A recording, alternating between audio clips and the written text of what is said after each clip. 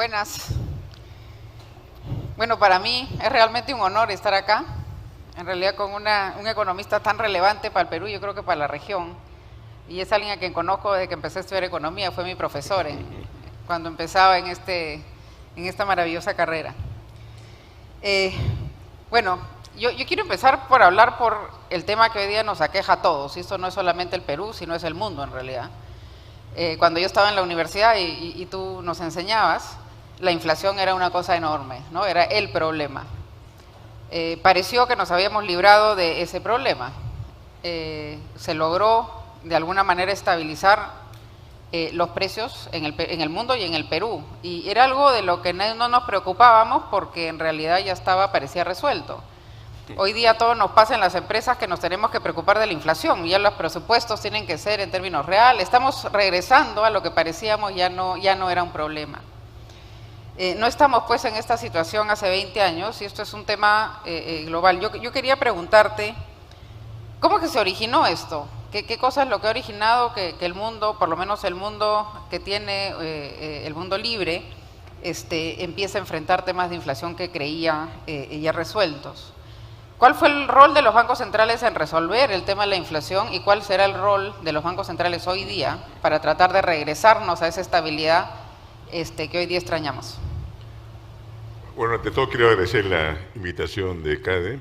Es un honor estar con Claudia.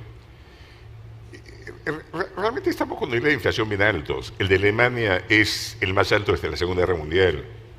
En 11 y pico, Italia 12 y pico, Holanda 14 y pico, los bálticos, que están en el euro, más de 20%. Estados Unidos la más alta es de 81, nosotros del 97. Pero no importa eso. Creo que la confianza que había era que la inflación está derrotada. Tuvimos unos años 90 que se llamó la gran moderación, que la inflación bajó y bajó para todo el mundo. Incluso países que habían comenzado a estabilizar en los 70 recién consiguió inflación de un dígito en 96 y 97. Chile entra Pinochet en 7.3, pero recién consiguió inflación de un dígito en 97. Bolivia, en el 84 comienza los planes de relación, recién consiguió en 97. Israel, igual, Perú mismo, comienza el 90, recién el 97. Y da la sensación que la inflación está dominada. Se llamó la gran moderación porque la inflación cayó en todo el mundo. Y en Estados Unidos fue sumamente baja. Se atribuye al ingreso de China, con casi 20% de la fuerza laboral que no estaba antes que se incorpora. Cae el muro de Berlín, también entra al mercado, una masa enorme de Rusia y Europa Oriental. Y cambios comerciales, Walmart, pongamos, que preside trayendo productos chinos, abarata los bienes en Estados Unidos. Entonces, había la confianza que la inflación era derrotada. Todos los 90, hasta Lehman se mantuvo baja, y después vino Lehman, con la inflación que no se podía llegar siquiera a la meta, en Estados Unidos o en Europa. Y bueno, comenzó a subir un poco la inflación. Ya el 2013 comienza a subir la tasa 2015, pues viene después el COVID. Entonces la idea era que la inflación está derrotada, que no había ni que preocuparse. Es más, los mismos modelos, incorporados la data más reciente, casi no reflejaban realmente estos episodios inflacionarios. Y estoy seguro que los más jóvenes ni siquiera pensaban en inflación. La crítica a los bancos centrales era de inflación muy baja. Y bueno, vino todo esto y fue demanda. Claramente ha sido demanda. El año pasado la demanda de Estados Unidos subió más de 11%. El producto creció 5,4%. Durante el COVID, no solo nuevamente fue la política monetaria expansiva, en el mundo en general, pero particularmente en Estados Unidos, sino también la política fiscal. La política fiscal desde Lehman, excepto el periodo corto, inmediatamente después de Lehman, ha sido prácticamente nula en cuanto a ser expansiva. Los republicanos no le admitían a Obama tener un impulso fiscal. En Europa, los países los más conservadores dentro del Banco Central Europeo, ya saben quiénes son, no querían una política tan expansiva. Entonces, recién con el COVID ha habido este impulso enorme que se ha dado a la demanda. Y entró con venganza, se juntó política monetaria y política fiscal. En Estados Unidos salía más rentable no trabajar, porque realmente la transferencia que recibía el de ingreso bajo era mayor a lo que podía ganar con un sueldo. Y obviamente esto tiene un marco en que teníamos confinamiento, que la producción era menor y la inflación se disparó. Y es cierto que hay restricción de oferta. Cuando ustedes ven la producción de chips, que es lo que más se menciona, la producción de chips ha crecido. Lo que pasa, no ha podido crecer al ritmo que crecía la demanda. Y automóviles no puede seguir todo, es básicamente demanda. Demanda que está comenzando a controlarse y parte de la absorción de la demanda es precisamente el aumento de precios. Que Estados Unidos tenga inflación de 8,2, está absorbiendo, si quiere, esa demanda que ha habido antes, ¿no? Por eso creo que la inflación probablemente vaya a controlarse, pero esta probablemente otra pregunta, ¿no? ¿Y cuál va a ser el rol de los bancos centrales para digamos, de alguna manera acelerar el proceso de retorno a la estabilidad? Ya prácticamente todos, o casi todos, han comenzado a aumentar la tasa de interés. Comenzaron los emergentes de América Latina y Europa del Este. Ya están varios países asiáticos están aumentando, y Estados Unidos comenzó antes que el Banco Central Europeo, Inglaterra también, pero todos están en proceso realmente de ir elevando su tasa de interés. Primero, no se justifica, no tiene ningún sentido una tasa de 0,25 donde la economía está boyante. La tasa de interés 0,5 tenía sentido cuando la economía esté deprimida. No tiene ningún sentido cuando está boyante. Entonces la primera tarea ha sido llevar la tasa a niveles más normales. Y probablemente en el futuro va a ser llevar la tasa a un nivel que pueda frenar la demanda, ¿no? Bueno, entonces, de acá pasamos al Perú, porque digamos, de acuerdo a lo que te estoy oyendo, hemos gozado en las últimas décadas, y por eso uno se acostumbra, uno empieza a extrañar lo que pensaba, ya tenía resuelto. Tenemos hoy día, hemos pasado décadas con el tipo de cambio muy estable, inclusive apreciándose. Hemos pasado décadas con tasas de interés donde el crédito prácticamente era muy barato, y hoy día tenemos un contexto externo que viene cambiando. Y eso que ha beneficiado tanto al Perú, hoy día la tenemos un poco más difícil. Tenemos presión alcista del tipo de cambio, controlada, pero es alcista. Eso va a retroalimentar además la inflación en un país que maneja dos monedas, como el Perú. Todos en el Perú manejamos soles y dólares. Además tenemos que más del 50% de la gente más del 50% de los ingresos de los peruanos se va a alimentos y transporte, que es justamente donde la inflación está más alta. Entonces tenemos tasas de interés más altas, tipo de cambio que sube, precios que suben. ¿Qué se nos viene? Digamos, ¿cómo vamos a enfrentar eso? ¿Va a haber algún tipo de política monetaria? ¿Cuánto dolor vamos a sentir? Hay 200 países en el mundo, solo en 4 se ha fortalecido su moneda frente al dólar: México, Brasil, Perú y Rusia. La depreciación la tuvimos el año pasado, cuando tuvimos la mayor fuga de capital en nuestra historia. Ahora este año ha sido estable. No sé qué pasará la próxima semana, pero lo que hay el año el sol se ha fortalecido, ¿no?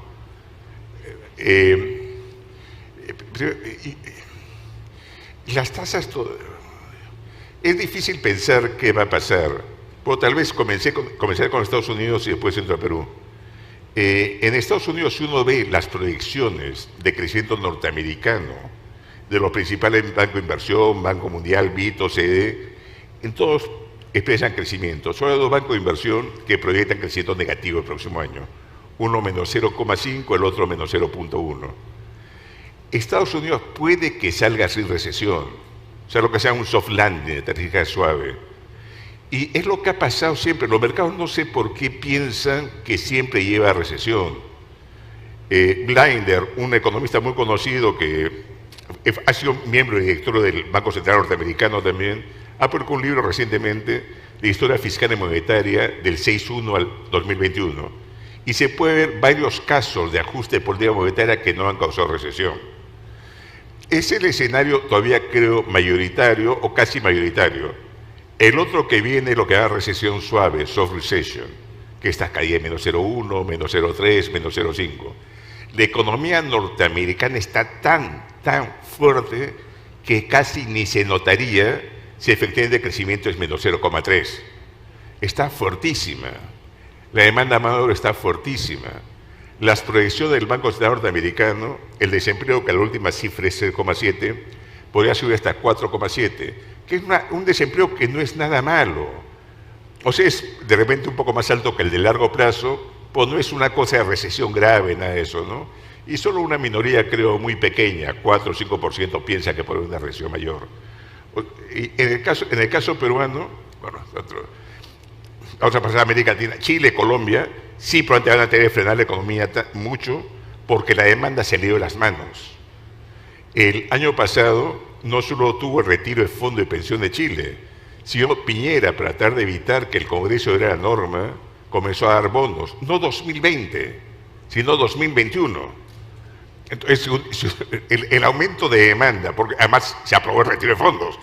El retiro de fondos más bonos fue de tal magnitud que sencillamente está creciendo mucho más de lo que puede crecer, estaba creciendo más de lo que puede crecer Chile. Colombia tiene una situación parecida. Perú más bien creo que vamos a crecer, esperamos crecer 3% este año y cerca de 3% el próximo. El crecimiento potencial que estemos de 2,9%.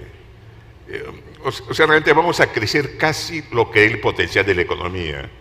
O sea, ni siquiera vamos a tener soft recession, sino vamos a crecer al nivel normal, si se quiere. Esperamos. Obviamente, recién no puede cantar victoria dentro de un tiempo, ¿no? No, de acuerdo. Yo creo que el Perú tiene una fortaleza macroeconómica que es lo que nos permite, ¿no es cierto?, crecer todavía esas... Por más que ahora vemos una inflación muy alta y el tipo de cambio que sube, seguimos teniendo la inflación más baja, una de las inflaciones más bajas de la región, tasas de interés relativamente bajas, pero lo que no quita que muchos peruanos sigamos sufriendo, ¿no es cierto?, el alza de precios, que es una cosa muy sensible para todos. Yo lo que ahora que hablabas del tema externo, primero, ¿cuál es tu proyección para el crecimiento del PBI peruano en el corto plazo?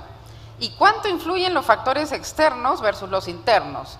Es decir, la economía global, yo creo que nos has ilustrado bastante qué es lo que las tendencias, pero tenemos en lo interno también un montón de temas que nos están ralentizando el crecimiento. La incertidumbre política, y yo creo que es la principal, de la que ya hemos hablado muchos en el CADE, el tema de la inestabilidad social alrededor de la actividad minera, que es la principal generadora, yo creo, de recursos y muy importante para el crecimiento.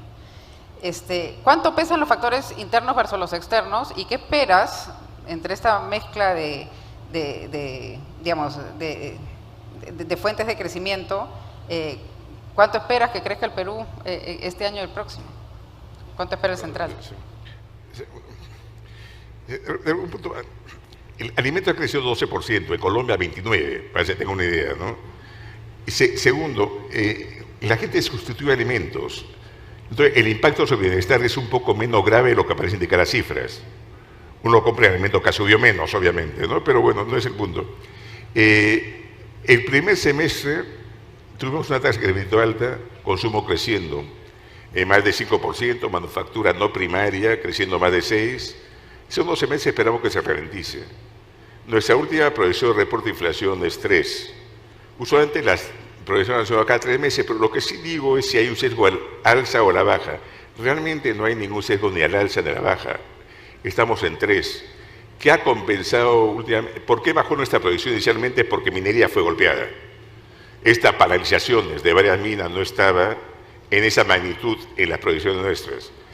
El primer semestre el PIB no primario, manufactura, comercio, construcción, creció más de lo que esperábamos. Lo que creció menos fue el primario. El segundo semestre está ralentizando un poco, pero lo que ha compensado es construcción. Construcción por la forma en que se mide va a crecer fuerte este semestre porque obra pública viene creciendo fuertemente. La inversión pública cayó 5% el primer semestre. Nosotros esperábamos que crezca 7,1 y termine el año creciendo 2,1. Ahora esperamos que crezca más. Por los datos observados hasta octubre, ya tenemos los datos de octubre. Que la inversión sea buena, mala, es otra cosa en cuanto a la calidad. Por la forma en que se mide, y se mide esa forma desde que un ministro de Economía era constructor y dijo, ¿por qué lo mismo con cemento si yo gasto más en asfalto? Entonces pusieron 15% avance de obra pública. Entonces, en octubre vamos a tener la paradoja que el consumo de cemento cae, pero construcción va a subir fuertemente por obra pública. Por si se corrigiera eso, también tendría que corregirse hacia arriba todo el primer semestre. Entonces, probablemente los estados estamos creciendo cerca de 3%. Bueno, ahora que hablas de obra pública, es un tema, yo creo, muy importante. Todos los que hemos estado en el MEF, Siempre vemos a la inversión pública como el factor que une la reactivación de corto plazo con la de largo plazo. Es decir, a la hora que uno incentiva inversión pública, incentiva empleo actual, pero además genera infraestructura que ayuda al PBI potencial de largo plazo. Lo que estamos viendo ahora es un deterioro en la capacidad de gestión de esa obra pública, con un problema institucional privado y público. Es decir, tenemos un sector empresarial, sobre todo regional, que es donde está la mayor cantidad de obra pública o la que la minería genera, y tenemos un deterioro institucional en ambos lados, tanto las empresas que ejecutan las obras, que son privadas, como Entonces todos miramos este ratio de ejecución, que es un ratio de ejecución que en realidad yo creería más que es reactivador de corto plazo que de largo, porque muchas de las obras no se terminan. ¿Cómo ves esa perspectiva, digamos, el rol de la inversión pública en la reactivación de largo plazo del país? Mira, cuando hemos hecho estudio del multiplicador de inversión pública salía bastante alto, salía casi 1,6 veces. Reducción de impuestos, se reducía uno, casi no apoyaba el PIB, no pasaba nada con el PIB. El gasto corriente era como 0,4, 0,5, realmente el multiplicador grande de la inversión pública. Supone cierta eficiencia. Obviamente si se pierde ya sería casi como una transferencia. O sea, una transferencia costosa porque hay que hacer estudios, supervisión, etcétera, por algo que no se hace, pero bueno, pero sería más una transferencia corriente, ¿no? No, la inversión pública en el BID también he hecho cálculos y sale un multiplicador interesante. Y hemos visto países que han invertido en infraestructura, ha soportado el crecimiento bastante mayor. Corea, en Ecuador, pongamos antes, etcétera, ¿no? Sí, bueno, acá la preocupación es si al final esas obras, que digamos se desembolsan recursos, se empiezan a hacer y al final no se terminan. Dicho esto, pasando ya a factores institucionales, que es lo que nos preocupa a todos y lo que está generando la mayor incertidumbre y que nos afectan el crecimiento económico de largo plazo. Las fortalezas macroeconómicas del Perú es un milagro, pero realmente se mantienen. Sobre todo varias de los indicadores monetarios y fiscales. Las reservas internacionales, el ratio de deuda PBI son de los más bajos de la región y diría del mundo. Tenemos una solidez del sistema financiero impresionante que está intacta.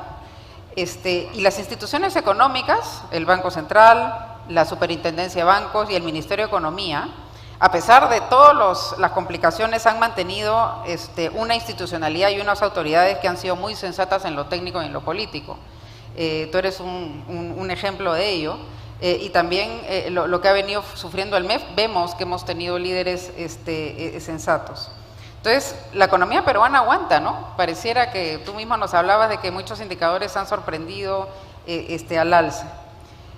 Antes una crisis brasileña nos generaba mucho más problemas que las crisis globales que tenemos ahora. Pero nos acechan pues sombras, ¿no? Sombras que nos preocupan. Ya hemos hablado el tema de la calidad de la gestión pública, de la incertidumbre política, de la informalidad y la institucionalidad privada también. Yo creo que hay que actuar sobre ella. Y ante este escenario, ¿hay algún cambio en las proyecciones? Digamos, ¿cuál es la prima de diferencia entre las proyecciones de crecimiento potencial que el Banco Central tiene producto de estos factores institucionales? Digamos, ¿hemos reducido el potencial de crecimiento dado este deterioro institucional? Bueno, si me hubiera preguntado hace 10 años, hubiera hecho crecimiento potencial de 5,5, ahora 2,9, que es una variable que no se puede observar, puede ser 2,7, 3, pero digamos, es un nivel bastante menor. Realmente hay mucha inercia de crecimiento. Uno se acostumbra a un crecimiento dado, consume de acuerdo a ese crecimiento esperado, digamos 3%, invierte frente al crecimiento esperado 3%, entonces hay mucha inercia.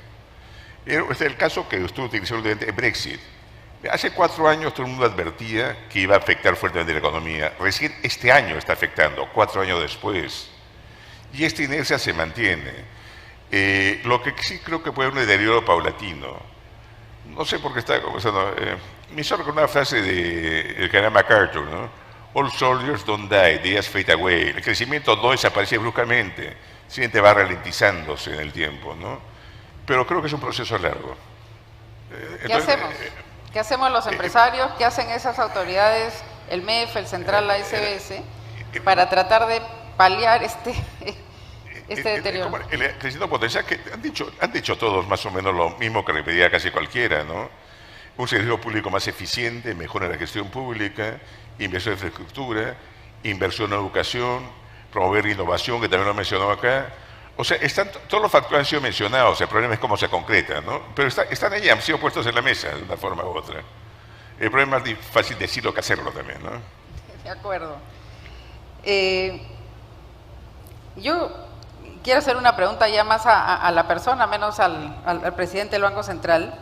Estamos donde estamos porque de alguna manera la población peruana está votando por alternativas que obviamente nos están llevando a este deterioro. ¿Cómo hacemos todos para que el crecimiento y la estabilidad, yo creo que todos hemos venido creciendo, hemos tenido precios bajos, hemos tenido tipo de cambio estable y lo hemos tomado por dado? ¿Cómo hacemos para que todo eso que hemos tenido y lo que hemos gozado sea apreciado por la población y sepa que sí estamos arriesgando cosas a la hora de elegir? Creo que Waldo mencionó parte. O sea, hay servicios básicos indispensables que tiene que dársele.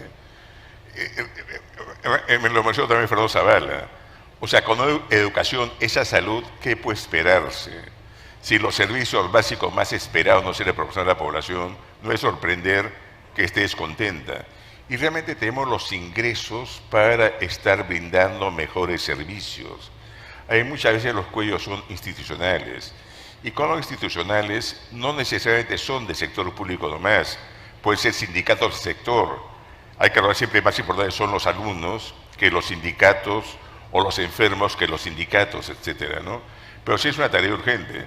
En ninguna democracia la gente está dispuesta a que sus padres o sus hijos se mueran porque tiene que esperar, como decía Fernando, 5 meses para una operación. Es inadmisible. Ninguna democracia soporta eso. Las personas aceptan tranquilamente que el millonario tenga una mansión, que la clase media alta tenga un apartamento. No acepta que su familia muera por falta de atención, lo que es perfectamente legítimo, ¿no? Entonces, servicios básicos. Salud habló de la falta de dignidad, ya me lo acuerdo, pero es un discurso que se ha repetido a lo largo de la mañana, ¿no? Sí, pero lo que sí parece ocurrir es que no nos estamos dando cuenta de que podemos perder. La estabilidad es un bien que hemos venido gozando, es algo que yo creo que le ocurre a Chile también y que podemos perder si seguimos, ¿no?, en una presión tan populista. Bueno, en aras del almuerzo, no sé si tienes algo que agregar. Yo te agradezco tremendamente ¿cómo se llama? esta conversación. Sí, y nada. Oye, una cosa muy breve simplemente. Sí creo que hay que convencer de estos resultados, pero además se mencionó partidos, pero no sé si partidos podrán reconstituirse. Una vez que desaparecen es muy difícil levantarlos nuevamente. Esa es la verdad, ya pasó en todo el mundo. Cuando usted es gente tan sofisticada o racional como los franceses, que el Partido Socialista tiene 1%, siendo candidata a la alcaldesa de París, o los republicanos candidatos a los presidentes 4%. Cuando mueren, mueren. Entonces, crear nuevos partidos, o creo que va a tener que ser alguna suerte de propuesta compartida entre muchos, una cosa es, sin ser partido, pero no sé cuál es el camino. Pero sin participación política no hay solución, ¿no? Es decir, caminante no hay camino, se hace camino al andar. Sí. Ok, muchísimas gracias a todos.